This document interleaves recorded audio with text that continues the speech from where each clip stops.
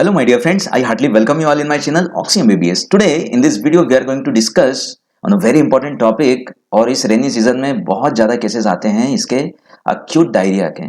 और ये टॉपिक बहुत ज़्यादा इंपॉर्टेंट होने वाला है जो जनरल प्रैक्टिशनर्स हैं और आम जनता के लिए, क्योंकि आम जनता जो है वो डायरिया को यूट्यूब पर बार बार सर्च करती है कि हम कैसे इसका ट्रीटमेंट कर सकते हैं।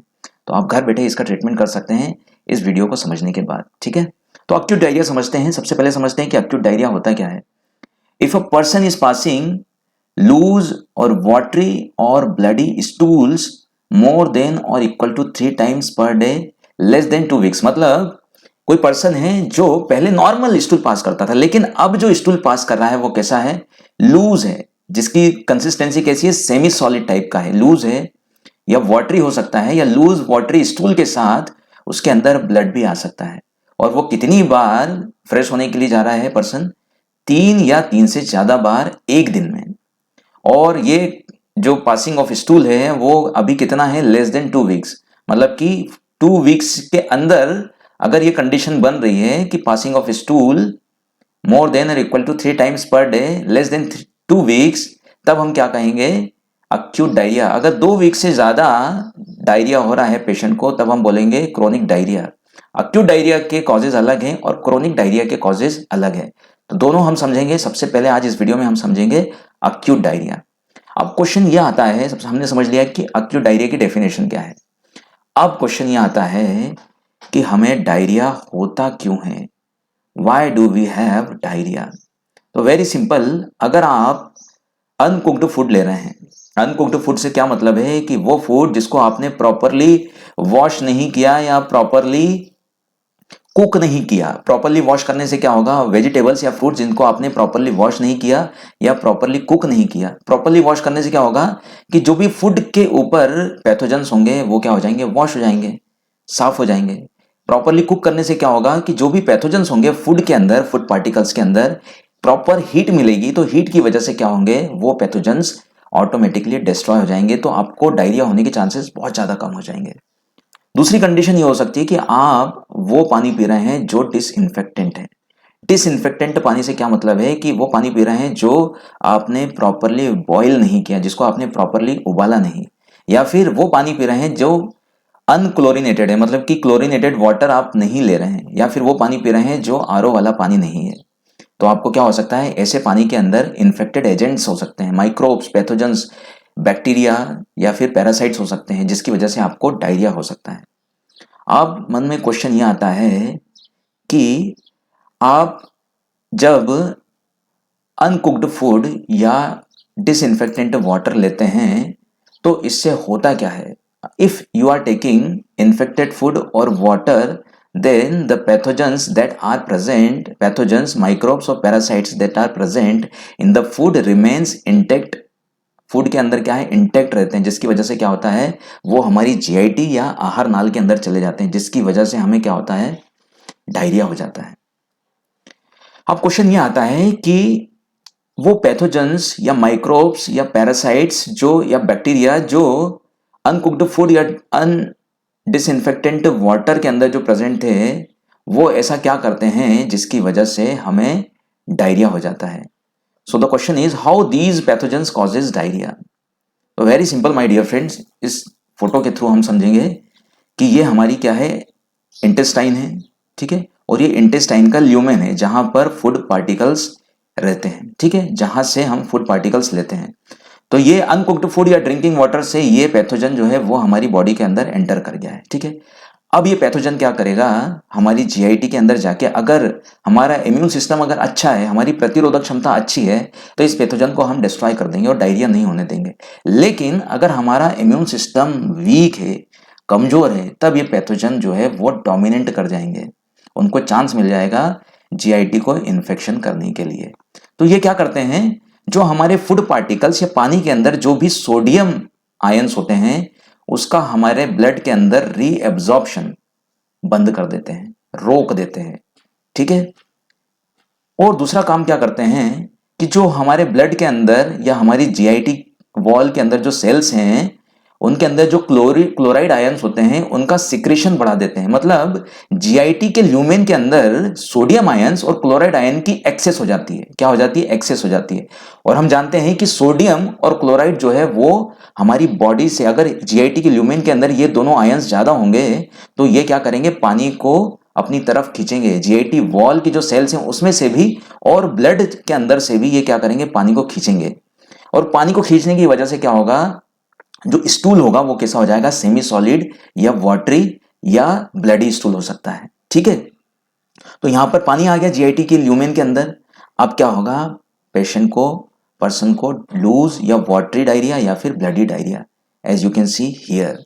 ठीक है, अब जब पानी ब्लड के अंदर से चला जाएगा और जो ल्यूमेन के जीआईटी के ल्यूमेन के अंदर आ जाएगा तो ब्लड प्रेशर क्या हो जाएगा? लो बीपी हो जाएगा। ठीक है, तो इस तरीके से ये जो पैथोजेंस हैं ये हमारी जीआईटी वॉल को इन्फेक्ट करते हैं और धीरे धीरे ये क्या करेंगे? ये जीआईटी वॉल को इरिटेट करेंगे, जिसकी वजह से पेरिस्टाल्सिस जो है उसके, पेरिस्टाल्सिस मतलब कि फूड को आगे जब हम धकाते हैं, फूड को आगे करने की जो टेंडेंसी है वो बहुत ज्यादा बढ़ जाती है। ठीक है, पेरिस्टाल्सिस ज्यादा बढ़ जाएगी जिसकी वजह से फूड पार्टिकल्स जीआईटी वॉल के अंदर, जीआईटी ल्यूमेन के अंदर स्टोर ही नहीं रह पाएंगे। जो भी खाना खाएंगे वो तुरंत बाहर निकल जाएगा। ठीक है, तो जो पैथोजेंस है वो क्या कर रहे हैं? सोडियम और क्लोराइड और वाटर, इन तीनों का क्या कर रहे हैं? हमारी बॉडी से लॉस कर रहे हैं। ठीक है, तो इसकी वजह से क्या होगा? ये सोडियम, क्लोराइड, वाटर हमारी बॉडी के अंदर कम हो जाएंगे। ठीक है, तो ये है पैथोजेनेसिस। मतलब ये पैथोजेंस जो हैं वो आकर इन तीनों चीजों को कम कर देते हैं, सोडियम, क्लोराइड और वाटर को हमारी बॉडी से कम कर देते हैं। अब क्वेश्चन यह आता है माय डियर फ्रेंड्स कि types of acute diarrhoea. Acute diarrhoea जो होता है वो दो तरह का होता है। एक हो सकता है, एक डायरिया होता है जिसको बोलते हैं नॉन इन्फ्लामेटरी और एंट्रोटॉक्सिक, और दूसरा जो अक्यूट डायरिया होता है वो इन्फ्लामेटरी और इन्वेजिव डायरिया। अब ये दोनों नाम से ही क्लियर है। इन्वेजिव मतलब कि वो पैथोजेंस जिनके अंदर कैपेसिटी होगी जो हमारी जीआईटी ल्यूमेन से जीआईटी वॉल की जो सेल्स हैं उनके अंदर घुस जाएंगे।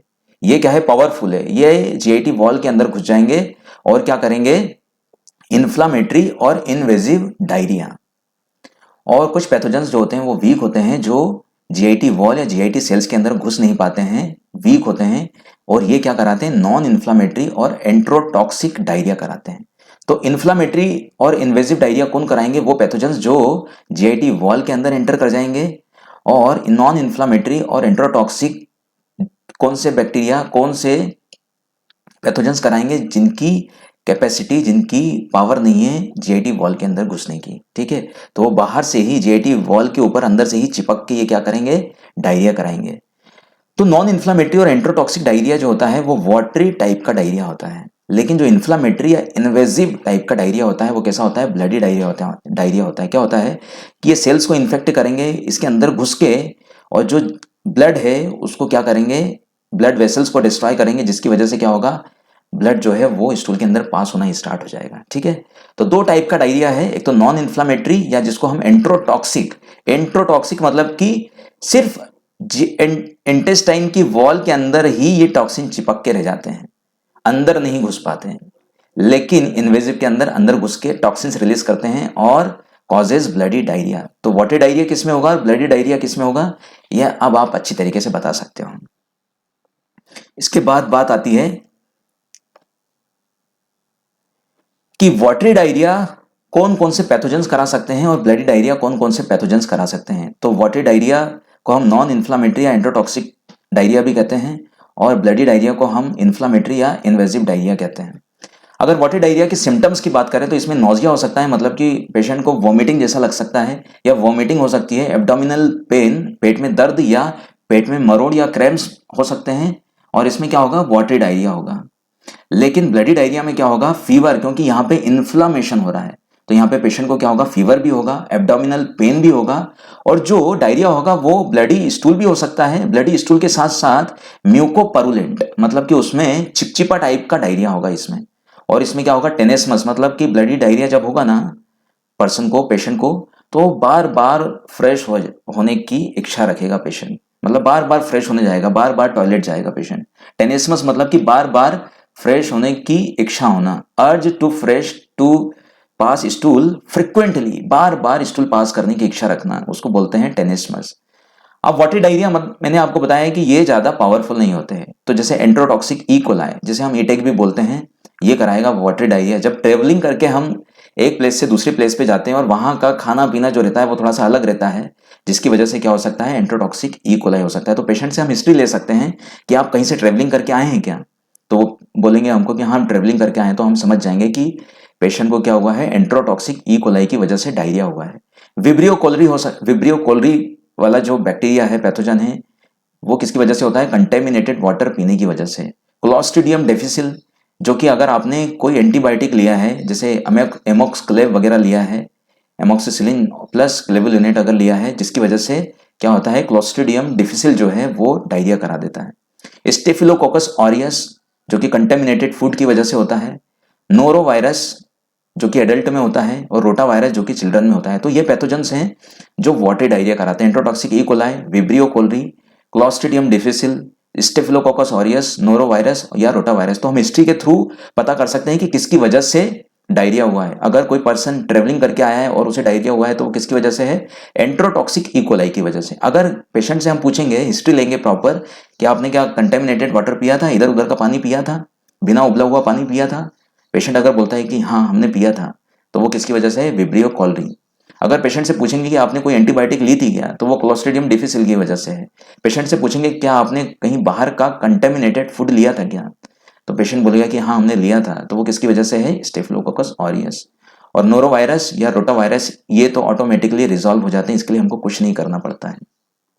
वहीं बात करें ब्लडी डायरिया की, तो साल्मोनेला, जो कि अनकुक्ड फूड की वजह से होता है, या हमने फूड को, वेजिटेबल्स या जो भी चिकन है, मटन है, उसको हमने प्रॉपरली क्या क्या नहीं किया, वॉश नहीं किया, प्रॉपरली कुक नहीं किया, तो क्या हो सकता है, साल्मोनेला का इन्फेक्शन, शिगेला का इन्फेक्शन अनकुक्ड फूड की वजह से। Enterohaemorrhagic E coli, enterotoxic E coli जो है वो वाटरी डायरिया कराएगा, लेकिन एंट्रो हेमोरेजिक, नाम से ही क्लियर है, हेमोरेजिक मतलब कि ये ब्लडी डायरिया कराने वाला है अनकुक्ड फूड की वजह से। कैंपाइलोबैक्टर जेजुनी, अनकुक्ड फूड की वजह से। Entamoeba histolytica, Entamoeba histolytica infection कब होता है, जब पर्सन जो है वो इम्यूनो कॉम्प्रोमाइज्ड है।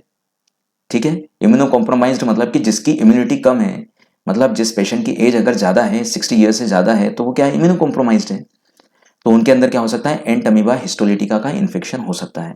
तो सबसे पहले हमको प्रॉपर हिस्ट्री लेनी है पेशेंट से, ताकि हम प्रॉपर डायग्नोसिस बना सकें। ठीक है, अगर पेशेंट को ब्लडी डायरिया हो रहा है, मतलब इन पैथोजेंस की वजह से इन्फेक्शन हुआ होगा पेशेंट को। ठीक है, अब अगर हम स्टूल की एग्जामिनेशन करेंगे तो हमको इन्फ्लामेशन जहां पर हो रहा है, जहां पर ब्लडी डायरिया हो रहा है, वहां पर हमको क्या मिलेंगे, स्टूल के अंदर ल्यूकोसाइट्स मिलेंगे। लेकिन जहां पर नॉन इन्फ्लामेटरी डायरिया हो रहा है या एंट्रोटॉक्सिक डायरिया हो रहा है, वहां पर हमको ल्यूकोसाइट्स स्टूल के अंदर नहीं मिलेंगे। ठीक है, अब बात करते हैं my dear friends, very important part of the topic, and that is treatment. अब ट्रीटमेंट वाला पार्ट बहुत इंपॉर्टेंट है माय डियर फ्रेंड्स। तो ट्रीटमेंट की अगर बात करें तो if the BP is low, सबसे पहले हम बीपी चेक करेंगे पेशेंट का जिसको डायरिया हो रहा है। अगर बीपी नॉर्मल है और माइल्ड साइंस ऑफ डिहाइड्रेशन हमको मिल रहे हैं, मतलब थोड़ा सा लिथार्जिक है पेशेंट, तब ट्रीटमेंट जो रहेगा वो क्या रहेगा, हमारा टारगेट क्या है ट्रीटमेंट का, very simple my dear friends. हमारा टारगेट सबसे पहले जो इलेक्ट्रोलाइट्स बॉडी के अंदर से लूज हो रहे थे, सोडियम, क्लोराइड, वाटर जो लूज हो रहे थे, उनको हमको क्या करना है, सबसे पहले रीस्टोर करना है। दूसरा क्या करना है, जो पैथोजेंस ने इंटेस्टाइन की पेरिस्टाल्सिस बढ़ा दी थी, इंटेस्टाइन की मोटिलिटी बढ़ा दी थी, उसको क्या करना है, अब हमको कम करना है। दूसरा वाटर का रीअब्जॉर्प्शन करना है, वाटर का रीअब्जॉर्प्शन हमको क्या करना है, बढ़ाना है। नॉर्मल गट फ्लोरा जो है वो डिस्टर्ब हो जाते हैं, तो उनको हमको क्या करना है, मेंटेन करना है। और जो पैथोजेंस जो एंट्री किए हैं, जो जीआईटी की वॉल के अंदर आ गए हैं, उनको हमको क्या करना है, मारना है, किल करना है। और क्या होता है कि डायरिया की वजह से पेशेंट को सिम्टोमेटिक रिलीफ भी देना है। जैसे अगर नौजिया हो रहा है, फीवर आ रहा है, या फिर उल्टी जैसा लग रहा है, पेट में दर्द हो रहा है, उसको हमको क्या करना है, रिलीफ देना है पेशेंट को। So on examination if BP is normal and mild dehydration present, अब हम क्या करेंगे, एडवाइस देंगे सबसे पहले पेशेंट को कि आपको क्या करना है, दही चावल खाना है। दही के अंदर क्या होता है, कर्ड के अंदर लैक्टोबैसिलस होते हैं, जो कि नॉर्मल गट फ्लोरा को मेंटेन करेंगे। आपको ब्लैक टी लेना है, कोकोनट वाटर लेना है, वाटर हम ज्यादा से ज्यादा लेंगे तो वो हमारे लिए बहुत अच्छा रहेगा। आपको क्या खाना है, केला खाना है, बनाना खाना है, ठीक है। तो हम सबसे पहले तो डाइटरी एडवाइस देंगे पेशेंट को कि आपको दही चावल खाना है, ब्लैक टी लेना है, कोकोनट वाटर पीना है, नारियल पानी पीना है और केला खाना है या बनाना खाना है। फिर हम क्या करेंगे, पेशेंट का ट्रीटमेंट करेंगे। क्या करेंगे, सबसे पहले ओआरएस देंगे बीडी में 5 डेज के लिए, जिससे क्या होगा, इलेक्ट्रोलाइट्स मेंटेन होगा, ठीक है। और 1 लीटर पानी में हम 1 पाउच जो है ओआरएस का घोल के हम पिलाते रहेंगे, ठीक है, बीडी में देना है। इससे क्या होगा, इलेक्ट्रोलाइट्स और वाटर बैलेंस में आ जाएंगे। फिर क्या करेंगे, हम जीआईटी की जो मोटिलिटी है उसको क्या करना है, हमको डिक्रीज करना है, कम करना है। तो उसके लिए हम टेबलेट क्या देंगे, लोपेरामाइड देंगे 2 mg, 2 टेबलेट, 2 mg की 2 टेबलेट्स एक साथ दे देंगे। और फिर कब देंगे, जब आफ्टर ईच स्टूल, जब भी स्टूल पास करने जाएंगे तब हम 1 टेबलेट खिला देंगे, ठीक है। तब तक देना है जब तक पेशेंट को स्टूल पास हो रहे हैं, जब तक डायरिया है तब तक ये टेबलेट देना है, ज्यादा नहीं देना है पेशेंट को, ठीक है। या हम टेबलेट लोमोटिल दे सकते हैं 2 mg TDS में, जब तक डायरिया स्टॉप नहीं हो जाता, रुक नहीं जाता है डायरिया, तब तक हम लोमोटिल दे सकते हैं। दोनों टेबलेट क्या करती है, जीआईटी की मोटिलिटी, इंटेस्टाइन की मोटिलिटी को कम करती है, लोपेरामाइड और लोमोटिल। फिर उसके बाद कैप्सूल रेडोटिल जो क्या करता है, वाटर का रीअब्जॉर्प्शन कराता है। कैप्सूल रेडोटिल 100 mg का TDS में देंगे फॉर 1 डे। इसके अंदर क्या होता है, रेजेकेडोट्रिल। रेजेकेडोट्रिल क्या करता है, रेडोटिल के अंदर रेजेकेडोट्रिल होता है, 100 mg का कैप्सूल आता है, ये TDS में देना है 1 दिन के लिए। इससे क्या होगा, वाटर का रीअब्जॉर्प्शन होगा। आप ओआरएस से भी ओआरएस से आप मेंटेन कर रहे हैं वाटर को, और रेडोटिल से क्या कर रहे हैं, वाटर का रीअब्जॉर्प्शन हम बढ़ा रहे हैं ताकि वाटर कम लॉस हो जीआईटी से। फिर हमको क्या करना है, कैप्सूल न्यूट्रोलिन बी करके आता है जो TDS में देना है 5 to 10 डेज, या सेचेट इकोनॉम के देना है TDS में 5 to 10 डेज। TDS मतलब दिन में 3 बार, ठीक है। इकोनॉम के सेचेट भी दिन में 3 बार देना है। 1 कप पानी में ये सेचेट घोल के हमको पिलाना है दिन में 3 बार, 5 से 10 दिन तक, ठीक है। इससे क्या होगा, जो नॉर्मल गट फ्लोरा है जो डिस्टर्ब हो गए हैं, क्योंकि ये मेंटेन करके रखते हैं हमारी जीआईटी के अंदर, हमको इन्फेक्शन होने से बचाते हैं। जो हमारे लिए फायदेमंद वाले जो बैक्टीरिया हैं, जो नॉर्मल गट फ्लोरा है, उसको मेंटेन करने का काम करते हैं ये न्यूट्रोलिन बी या इकोनॉम के सेचेट। फिर इसके बाद क्या करना है, हमको पैथोजेंस को मारना है जो हमारी जीआईटी की ट्यूब के अंदर आ गए हैं, जीआईटी की वॉल के अंदर आ गए हैं, उनको डिस्ट्रॉय करना है। तो टेबलेट नॉर्फ्लॉक्स जो 400 mg की आती है, जो हमको देना है बीडी में। अब ये जो ट्रीटमेंट हम कर रहे हैं वो किसका कर रहे हैं, एडल्ट का कर रहे हैं, बच्चों के लिए नहीं करना है, ठीक है। बच्चों के लिए हम दूसरी तरीके से ट्रीटमेंट करते हैं, ठीक है। उनको हम ना तो लोपेरामाइड देते हैं, ठीक है, लोपेरामाइड नहीं देना है उनको, रेडोटिल आप दे सकते हैं, और ये सारी जो एंटीबायोटिक्स हैं वो आप दे सकते हैं। इसके बाद नॉर्फ्लॉक्स 400 mg आपको बीडी में देना है 5 डेज तक, और एक सिस्टेमिक इन्फेक्शन को रोकने के लिए एक इंजेक्शन हमको देना है जेंटा 80 mg इंट्रामस्कुलर बीडी में, ठीक है, 1 दिन के लिए, ताकि जो सिस्टमिक इन्फेक्शन हो गया है उससे हम पेशेंट को बचा सकें। अगर पेशेंट को ब्लडी डायरिया हो रहा है तो हम क्या करेंगे, टैबलेट टिनिबा देंगे जिसके अंदर टिनिडाजोल होता है, 500 mg की आती है, जो कि दिन में 2 बार देना है, 5 दिन तक देना है। अगर या तो ब्लडी स्टूल आ रहा है या फिर म्यूकस स्टूल आ रहा है, म्यूकस मतलब कि चिपचिपा स्टूल आ रहा है या फिर स्टूल के साथ ब्लड आ रहा है, तब हम टिनिडाजोल देंगे, अदरवाइज हमको नहीं देना है। और फिर सिम्टोमेटिक रिलीफ, अगर पेशेंट को क्या हो रहा है, कोली की पेन हो रहा है, मतलब पेट में मरोड़ आ रही है, दर्द हो रहा है, रुक रुक के दर्द हो रहा है, तो हम क्या करेंगे, इंजेक्शन एनाफोर्टन का इंजेक्शन 2 cc इंट्रामस्कुलर देंगे, ठीक है। या हम टेबलेट एनाफोर्टन TDS में दे सकते हैं, SOS में, जब भी पेशेंट को दर्द होगा तब हम टेबलेट एनाफोर्टन दे सकते हैं, ठीक है। अगर पेशेंट को उल्टी हो रही है या उल्टी जैसा लग रहा है तब हम पेशेंट को क्या दे सकते हैं, इंजेक्शन पेरिनोम 2 cc इंट्रामस्कुलर या IV, ठीक है। स्टेट में देना है, उसी समय देना है जैसे ही पेशेंट आता है आपके पास। अगर पेशेंट को उल्टी हो रही है या फिर उल्टी जैसा लग रहा है, या फिर इंजेक्शन एमसेट का दे सकते हैं आप 2 cc इंट्रामस्कुलर या फिर IV। एनाफोर्टन का इंजेक्शन इंट्रामस्कुलर ही देना है आपको, ठीक है। अब बात आती है कि अगर पेशेंट का बीपी जो है वो बहुत कम है, less than 80 millimetre of mercury हो गया है, और आपको पेशेंट के अंदर सीवियर डिहाइड्रेशन के सिम्टम्स मिल रहे हैं, मतलब कि बहुत ज़्यादा कमज़ोर हो गया है, बहुत ज़्यादा लिथार्जिक हो गया है, तब हम क्या करेंगे, IV फ्लूइड्स देंगे पेशेंट को। IV फ्लूइड क्यों देंगे, ताकि जल्द से जल्द हम पेशेंट का बीपी मेंटेन करें और जो वाटर और इलेक्ट्रोलाइट्स का इम्बैलेंस हो गया है उसको मेंटेन करें। अगर आपके पास RL है, रिंगर्स लेक्टेट है, तो 500 ml आपको देना है, लगभग 2 से 15 बॉटल्स, या आप DNS भी दे सकते हैं, 2 से 15 बॉटल आपको कंटिन्यू देना है, ठीक है। आपको बड़ी कैनुला लगानी है, 18 या 22 नंबर की जो कैनुला आती है उसके थ्रू आपको फटाफट फटाफट फटाफट आपको क्या करना है, आरएल या फिर डीएनएस का सोल्यूशन आपको देना है बॉडी को, ठीक है, आईवी फ्लूइड्स के थ्रू। अगर बीपी बहुत ज्यादा कम है, very low, less than 80 millimetre of mercury, तो आपको बीपी बढ़ाने के लिए आपको एक इंजेक्शन देना है मेफेंटिन नाम का 2 सीसी आईवी, जो क्या करेगा, बीपी को बढ़ाएगा।